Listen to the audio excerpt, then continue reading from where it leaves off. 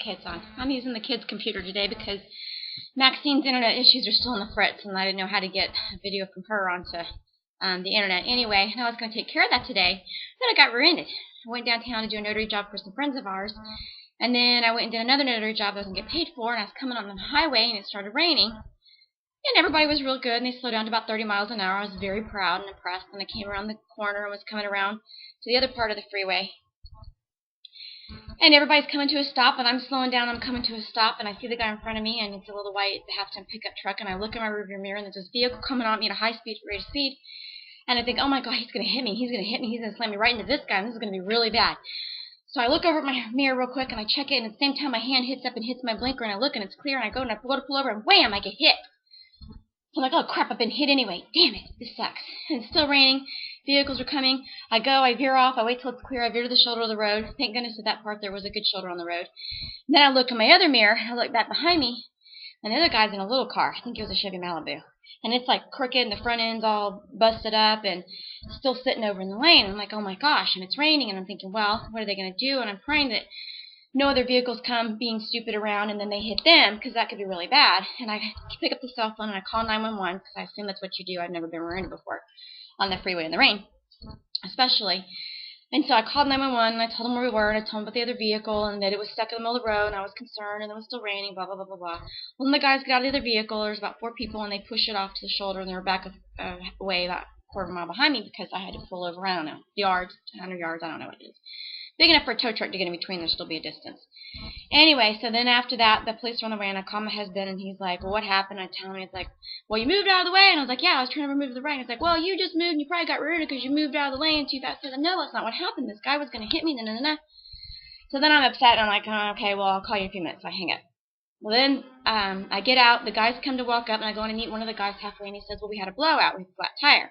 So are you okay? I said, yeah. And I said, are you all okay? He said, yeah. I said, okay, good. I said, I already called the police. They're on their way. He said, good. I go and I wait in the vehicle. The police come, they pull in behind them, talk to them for a few minutes. I see him walking towards me. I meet him halfway, and he says, are you the only person in your vehicle? And I said, yes. He said, were you the only person in the vehicle? Yeah, like, where are they going to go on the rain? Jump over the freeway and walk, I don't know, to McDonald's? And so then he asked me what happened. I told him, I said, I was stopped. There was a vehicle in front of me. I saw this vehicle coming. Actually, I was slowing down. I almost stopped. And coming at a high rate of speed behind me. I knew he was going to rear end me. I looked. It was clear. I said, I threw my blinker. I was moved over to get out of the way. I got hit. He goes, okay. Goes back, talks to them for a while. Comes back, talks to me. He says, ma'am, he says, well, I'm waiting on an interpreter because the driver's deaf. I didn't know you could drive when you were deaf. You're not allowed to wear headphones. I didn't know. Okay, so we're waiting on an interpreter. And then he says, but what the situation is, you're at fault. And I'm like, what? I'm at fault? I was stunned. And he goes, yeah, you're at fault. He goes, you were making an unsafe right lane change. I go, no, I wasn't. I said it was clear. I said, I looked, it was clear. Well, you may think it was clear, but obviously it wasn't clear. I said, no, it was clear. I said, I saw a vehicle coming at a high rate of speed. They were going to hit me. I had to get out of the way. I was going to get rear-ended. Looked, it was clear. He's like, blah, blah, blah, blah, blah. And I'm like, I mean, literally, I didn't know what to say. And so he goes, well, I'm going to go back on my interpreter and talk to them. And I'm like, holy crap. Not only was I trying to get out of the way, trying to do the right thing, now I'm going to get a ticket. My vehicle's messed up in the back. Their vehicle's really messed up. I ran a business for 12 to 14 years dealing with this kind of stuff all the time. So I know that if they aren't honest people, they're going to take me to the cleaners. And it wasn't even my fault. I'm like, holy freaking crap. So I call my husband up again.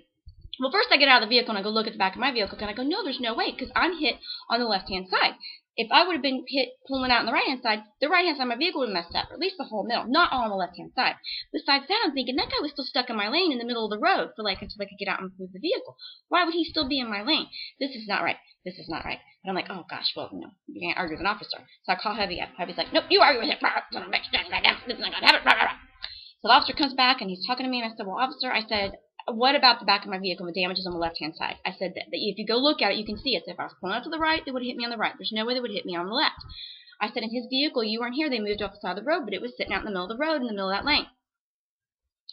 Anyway, and he's like, well, and I said, sir, I said, I'm not going to sign a ticket when I know that I'm not at fault. And he said, well, ma'am, if you don't sign a ticket, because he handed me a piece of paper, I thought it was a ticket, but it was insurance information. He said, then by law, I have to take you to municipal court, and you have to appear before the judge, and you pay a $500 fine today, or else you'll be incarcerated. He said, it's my job, and my job is to decide, take the information, and make a judgment call. And I'm like, but, he goes, well, and he goes, have I made you sign the ticket yet? And I said, no. And he said, I'm waiting on the interpreter. I'm going to get this guy's side, and then we'll go from there. But at this point, he's thinking I'm just a stupid person, and I was just pulling out, trying to get out of the way, and not paying attention, and then I made an unsafe lane change, and then I got smacked. So anyway, so then we sat there and wait, and I call Hubby again, and he's like, bullshit, blah, blah, blah, bullshit, bullshit, bullshit. And I'm like, okay, you're right now, no. And I said, well, you know, but now it's going to look like, you don't sign that damn ticket. And I go, I'm not going to jail. I'm not going to go to pay $500 fee. And then I'm going to look like rape. And then when we go testify in court, because we're fighting this over the insurance and everything, the cop's going to say, well, she was disgruntled and she was not cooperative. And and then he's really not going to be on my side. And of course, Tubby goes, when he comes back, he goes, tell him this, which I said, that's what I'm going to tell him. That's what happened. He goes, tell him what happened, explain to him this, you make sure you stand for yourself, and he goes, don't talk a mile a minute, because then he's going to think you're some crazy lunatic, or you're on speed or something. I'm like, honey, everybody when they're under pressure and under stress is going to talk a mile a minute. At least me.